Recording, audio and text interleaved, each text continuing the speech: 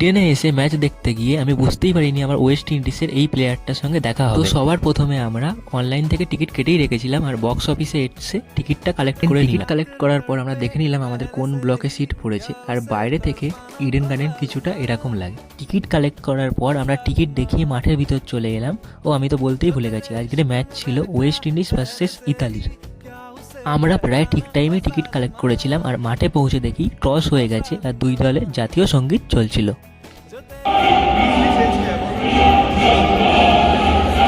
Italy টসে জিতে প্রথমে বোলিং করছিল, কিন্তু ওয়েস্ট ইন্ডিজের ব্যাটিং মারাত্মক হচ্ছিল।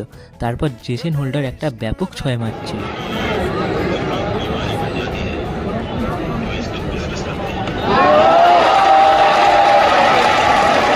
ইতালিও ব্যাপক বোলিং করছিল। তারা 115 রানে 5 উইকেট ফেলে দিয়েছিল ওয়েস্ট ইন্ডিজের। ওয়েস্ট ইন্ডিজ ব্যাটিং করে 165 রান করেছিল আর 166 রানের টার্গেট দিয়েছিল ইতালি। তারপর আমরা খেলার ফার্স্ট হাফে বাইরে চলে আসলাম আর দেখছিলাম অক্সার প্যাটেল একটা 10 ফিট উপরে ক্যাচ ধরেছিল, সেটা সবাই ট্রাই করছিল। তারপর এসে দেখি ইতালি ব্যাটিং করতে শুরু করে দেয়, কিন্তু ইতালির ব্যাটিং তো খুবই খারাপ হচ্ছিল প্রথম থেকেই। আর ওয়েস্ট ইন্ডিজ ম্যাচটা জিতে যায় 20 ওভারের আগেই।